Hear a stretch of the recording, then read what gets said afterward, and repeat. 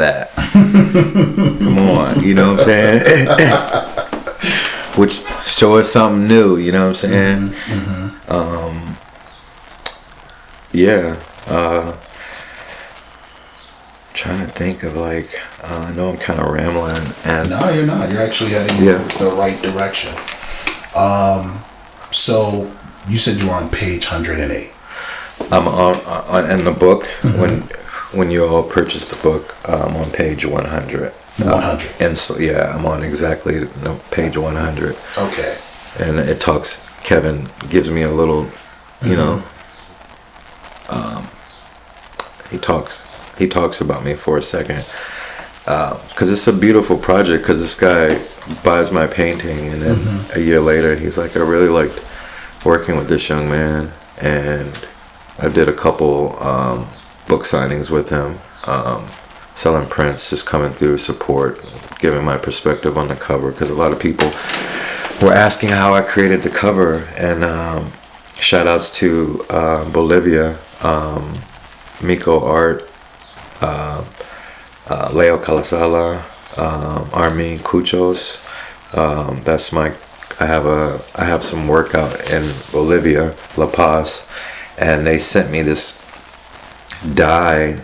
It's I don't know the name of it, but it's powdery, and you just add water to it, and it's like a watercolor, but it has beautiful colors. And I don't know what this material is. An all natural herb, or I mean not herb, but it's an all natural thing, and I painted the cover with it. So that's why the covers are when people are like, how'd you get these colors? It was actually a little bit of mixing of these pigments that they've given me.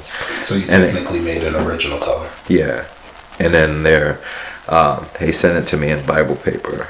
So in aluminum foil, Bible paper and aluminum foil, and I just have these bags of them as part of some of my mediums, you know.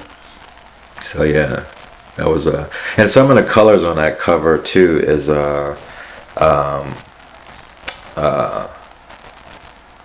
represents mental health.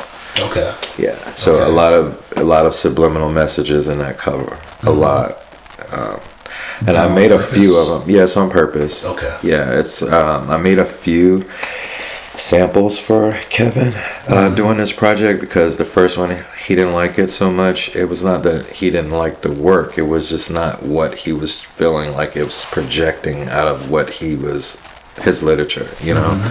So I made a couple more samples, and he liked where I was going with this one, and and this is what creative direction meetings do, you know, when you sit and talk with your client and be like trying to give them the best thing, and that's part of the process, because I'm selling a service and I want this customer to be happy, and I want to be happy because we're making something that's, I want my family to be proud of, I want my community to be proud of that, what I was part of to help. It's just helping, it's it's just helpful to do it like that. And also the colors were I wanted the people to be attracted to the cover from a window. And I was thinking like that too. From the window? Yeah, like if the book is sitting on a shelf, I want it to be like, I want to look at this one, Does this correlate with your experience of painting outside and that openness? I think I curate a lot of stuff, so I'm really good at composition, and I do a lot of work with interior designers too. So I'm constantly sanding and painting walls, or sanding a secretary, or painting a staircase, or making a painting that's 6 feet by 4.5 inches, 4 feet, 4.5 feet, because they need to have the dimensions perfectly in the space, because designers, they're very tedious about their cuts and the measurements. Sounds like me with my clothing. Yeah, they have to. Every designer I've ever worked for, they're on, hey Tim, I need a painting, it can't be no bigger than that. I'm like, all right, got it. So that's me delivering this kind of work for these people over the years, has opened up doors for me. And that's kind of how I got into the acting, going back, and this is through the designer. So That's beautiful. yeah.